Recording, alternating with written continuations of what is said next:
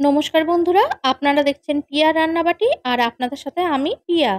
আজ আপনাদের সাথে একটা আলু প্যাটিস রেসিপি নিয়ে চলে এসেছি। এটা খেতে দারুণ টেস্ট হয় আর একবার বানালে সারা দিন মুচমুচে থাকবে। এটা খুব কম সময়ে রেডি হয়ে যায় আর যখন খেতে মন চাইবে তখনই বানিয়ে নিতে পারবেন। রেসিপিটি বানানোর জন্য আমি এখানে 1 কাপ ময়দা নিয়েছি। দিয়ে দিয়েছি স্বাদ মতন লবণ আর দিয়ে দিচ্ছি সাদা তেল। এই রেসিপিটায় একটু তেলটা বেশিই দিতে হবে। ময়নটা ভালো করে দিলে প্যাটিসটা কিন্তু সারা দিন রাত খাস্তা থাকবে। তোমরা চাইলে ময়দার মধ্যে একটু জোয়ান হাত দিয়ে ডলে দিয়ে দিতে পারো। ময়নটা সঠিক হয়েছে কি তোমরা কি করে বুঝবে? ময়নটা যদি সঠিক হয় কিছু ময়দা হাতের মধ্যে নিয়ে মুঠ করবে, দেখবে দলা পাকিয়ে গেছে। তারপরে চাপ দেবে আস্তে করে, দেখবে ভেঙে গুঁড়ো হয়ে গেছে, তাহলে বুঝতে পারবে ময়নটা সঠিক হয়েছে। এবার অল্প অল্প নর্মাল জল দিয়ে ময়দাটা খুব ভালো করে মেখে নেব। ময়দার ডোটা একদম নরম করে মাখা যাবে না, একটু শক্ত করে মাখতে হবে। ময়দাটা একটু সময় ধরে ঠেসে ঠেসে মাখতে হবে। ময়দাটা আমার মাখা রেডি হয়ে গেছে। দেখো, খুব বেশি শক্তও না, খুব বেশি নরমও না। এইবার ময়দার ডোটা চাপা দিয়ে 10 মিনিট রেস্টে রাখতে হবে। এইদিকে আলুর পুরটা বানানোর জন্য গ্যাসে কড়াই গরম করতে দিয়েছি। দিয়ে দিয়েছি 1 চামচ মতন তেল। তেলটা একটু গরম হওয়ার পর দিয়ে দিলাম 1/2 চামচ মতন গোটা জিরে।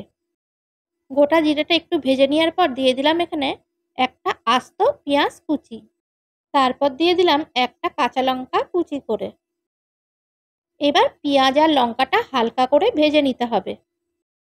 পেঁয়াজ লঙ্কা একটু ভেজে নেওয়ার পর দিয়ে দিলাম স্বাদ মতন লবণ আর পরিমাণ মতন হলুদ গুঁড়ো। দিয়ে দিলাম স্বাদ মতন লঙ্কা গুঁড়ো। তারপর দিয়ে দেব এখানে নিয়েছি 1/2 চামচ ধনে গুঁড়ো, 1/2 চামচ জিরে গুঁড়ো আর 1/2 চামচ চাট মশলা।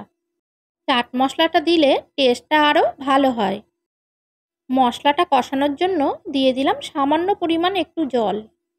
বন্ধুরা, আমার ভিডিও যারা নতুন দেখছেন, আমার ভিডিও যদি ভালো লাগে তাহলে আমার চ্যানেলটি সাবস্ক্রাইব করে বেল আইকনটি বাজিয়ে রাখবেন।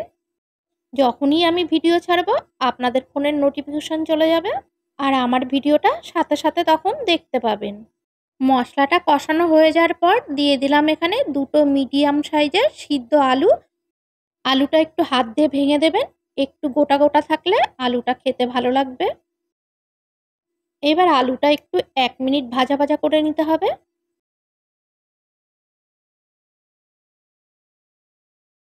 আলুটা ভাজা ভাজা হয়ে গেছে। সবার লাস্টে দিয়ে দিলাম 1 মুঠো ধনেপাতা কুচি। এইবার ধনেপাতাটা একটু মিশিয়ে নিয়ে আলুটা নামিয়ে ঠান্ডা করে নিতে হবে। এইবার ময়দার ডোটা 10 মিনিট রেস্টে রাখা হয়ে গেছে। এইবার ময়দার ডোটা আরেকটু ভালোভাবে মেখে নিতে হবে। এইবার ময়দার ডোটা ছোট ছোট করে কেটে নিতে হবে। ময়দাটা রুটির থেকেও একটু ছোট সাইজে লেচি কেটে নিতে হবে। সবকটা আমার লেচি কাটা হয়ে গেছে। এবার একটু গোল করে নেব। গোল করা হয়ে গেছে, এবার চাপা দিয়ে রাখবো। এইদিকে একটা ময়দার ব্যাটার তৈরি করে নেব। তার জন্য নিয়েছি 1 চামচ ময়দা আর একটু জল দিয়ে পাতলা করে একটা ব্যাটার করে নিতে হবে। এইবার ময়দার ডোগুলো বেলে নেব। তার জন্য দিয়ে দিয়েছি সামান্য পরিমাণ ময়দা। এবার এটা লম্বা করে বেলে নিতে হবে। এইদিকে লক্ষ্য রাখতে হবে রুটিটা যেন খুব বেশি মোটা না হয় আর একেবারে পাতলাও না হয়। একটা মিডিয়াম সাইজের রুটি বেলে নিতে হবে। তোমরা দেখলেই বুঝতে পারছো আমি রুটিটা কেমন বেলেছি। আলুর পুরটা ঠান্ডা করে নিয়েছি। এইবার রুটির মধ্যিখানে 1 চামচ আলুর পুর দিয়ে দিলাম। আলুর পুরটা মধ্যিখানেই দিতে হবে, নয়তো শেপটা ভালো আসবে না। এবার রুটির চারিধারে ময়দার ব্যাটারটা ব্রাশ করে দিতে হবে। এইবার তোমরা ভালোভাবে একটু দেখলেই বুঝতে পারবে আমি রুটির ভাঁজটা কিভাবে দিচ্ছি। এইবার রুটিটা লম্বা করে ভাঁজ করে নিতে হবে।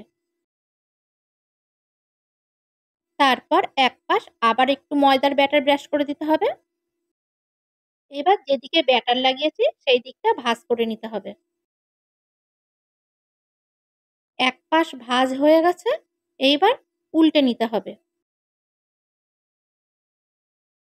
এবার যে পাশটা বাকি আছে সেই পাশটা একটু ময়দার ব্যাটার লাগিয়ে নিলাম। এবার ভাজ করে নিতে হবে। এইভাবে উল্টে পাল্টে ভাজ করে নিলে প্যাটিসগুলো ভাজাটাও খুব সুন্দর হবে আর মুচমুচে হবে। দেখো একটা প্যাটিস বানিয়ে নিয়েছি, দেখতে কত সুন্দর হয়েছে। তোমাদের বুঝতে সুবিধার জন্য আর একটা প্যাটিস বানিয়ে দেখিয়ে দিচ্ছি। খুবই সহজ, তোমরা একটু ভাজগুলো ভালোভাবে দেখলেই পারবে। বন্ধুরা, আজকের রেসিপিটি তোমাদের কেমন লাগলো প্লিজ একটা কমেন্ট করে জানিও। আর আমার রেসিপিটি যদি ভালো লাগে একটা লাইক করে দিও। আর এই সহজ প্যাটিস রেসিপিটা যদি ভালো লাগে তোমাদের বন্ধুদের মধ্যে শেয়ার করে দিও। খুবই একটা সহজ রেসিপি, তোমরা প্যাটিসের ভাজগুলো দেখলেই এটা ঝটপট বানিয়ে ফেলতে পারবে। আর তোমরা এটা বানিয়ে ফ্রিজে স্টোর করে রাখতে পারবে। যখনই খেতে ইচ্ছা করবে তখনই ঝটপট তেলে ভেজে গরম গরম খেতে পারবে। তোমরা একটা টিফিন বক্সের মধ্যে কিছুটা ময়দা ছড়িয়ে প্যাটিসগুলো তৈরি করে রেখে দিতে পারো, তাহলে একটার গায়ে আর একটা লাগবে না। তারপর ফ্রিজে স্টোর করে রাখতে পারো। আবার একটা প্যাটিস বানিয়ে নিয়েছি। সবকটা প্যাটিস আমার বানানো হয়ে গেছে। এবার যখন প্লেটে রাখবে তখন একটু ময়দা ছড়িয়ে রাখবে, না তো তলায় লেগে যাবে। এইদিকে প্যাটিসগুলো ভাজার জন্য গ্যাস ওভেনে কড়াইতে সাদা তেল গরম করতে দিয়েছি। তেলটা একটু গরম করে নিয়ে গ্যাসের আঁচটা লো মিডিয়ামে দিয়ে রাখতে হবে। তারপর একটা একটা করে প্যাটিস দিতে হবে। প্যাটিসগুলো ভাজার জন্য একটু তেলটা বেশি দিতে হবে। আর গ্যাসের আঁচটা লো মিডিয়ামে দিয়ে একটু সময় ধরে উল্টে পাল্টে প্যাটিসগুলো ভেজে নিতে হবে। নয়তো প্যাটিসের ওপরটা পুড়ে যাবে আর ভেতরটা কাঁচা কাঁচা ভাব থাকবে আর প্যাটিসটা মুচমুচে হবে না।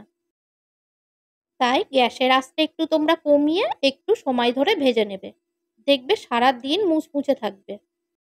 দুটো প্যাটিস একদম লাল লাল কুড়মুড়ে করে ভেজে নিয়েছি। এবার আরও দুটো ভেজে নেব। আমি তেলটা কম দিয়েছি বলে দুটো করে ভেজে নিচ্ছি, তোমরা তেলটা বেশি দিলে সব একবারে ভেজে নিতে পারবে। বন্ধুরা, তোমরা একবার হলেও এইভাবে বাড়িতে প্যাটিস বানিয়ে খেয়ে দেখো। কথা দিলাম বাড়ির ছোট থেকে বড়রা সবাই খুব পছন্দ করবে। আর এটা এত টেস্টি খেতে হয়, দেখবেন বাড়িতে বারবার আপনাকে বানাতে বলবে। সবকটা আলুর প্যাটিস আমার ভাজা হয়ে গেছে। আপনারা চাইলে এটা টমেটো সস দিয়ে পরিবেশন করতে পারেন কিংবা চায়ের সাথে পরিবেশন করতে পারেন। খাবারটা সুন্দর দেখানোর জন্য আমি একটা লেবু স্লাইস করে কেটে দিয়েছি। একটা প্যাটিস আপনাদের ভেঙে দেখিয়ে দিচ্ছি, দেখুন কতটা খাস্তা মুচমুচে হয়েছে।